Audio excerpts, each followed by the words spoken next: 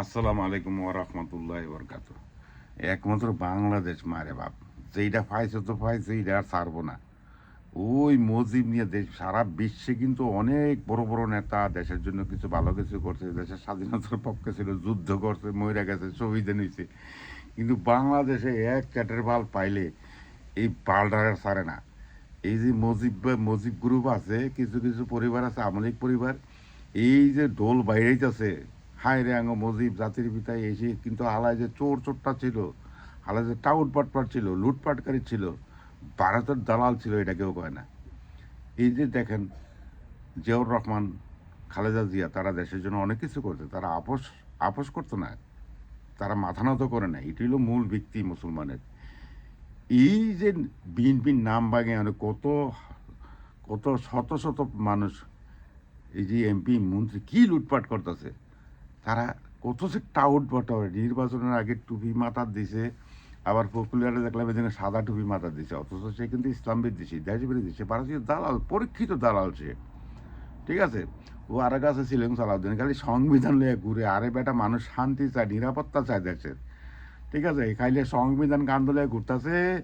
ওই হাসিনার মতন চেতনা চেতনা মুক্তিযোদ্ধা, মানে বিএনপির কিছু নেতা, এই অবস্থা শুরু হয়েছে। এখন বাংলাদেশে ইনসাফের পক্ষে, দেশের যারা দেশপ্রেমিক, এদের একটা টাইটেল দিয়ে দেয়। কারণ আপনি ইনসাফের পক্ষে আসলেই তো আপনি কোরআনের পক্ষে কথা বলতে হবে। মানে আইনের শাসন চাওয়াটাই মানে এখন জঙ্গি। এখন যাবেন কই? এই দেশ কোথায় যাবে? মানে যারা হইলো কুখ্যাত বেচরিত্র বেজন্মা চাউরা, তারা হইলো দেশপ্রেমিক, আর যারা দেশপ্রেমিক তারা সব রাজাকার, তারা সব জঙ্গি, তারা সব কিছু বুঝে না, তারা অশিক্ষিত। এই তো ব্যাপারটা নাকি। মূলত হইলো যারা এই বয়ানগুলি রেডি করতেছে, এই বিএনপির যত নেতা আছে যেগুলি দেখেন জামাত বিরোধী কথা বলে বা ইসলাম বিরোধী কথা বলে, তাদের চরিত্র ঠিক আছে? একটার চরিত্র ঠিক নেই, সব হইলো কুলাঙ্গার, বেসরম বেহাইয়া। তারা হইলো সবচেয়ে বড় ধর্ম ব্যবসায়ী। ওই নির্বাচন আইলে ওমরাও করতে যাইব, মাজারে মাজারে ঘুরবো, টুপি মাথা দিয়া সবার আগে এখানে নামাজ পড়বো। এই সালার হলো সবচেয়ে বড় মাদারচোদ ক্রিমিনাল। এটি হলো মূল ব্যাপার। এই বাংলাদেশ অ্যাকচুয়ালি এইসব শ্রেণীটাই চায় না, এরাই ভারতের দালাল।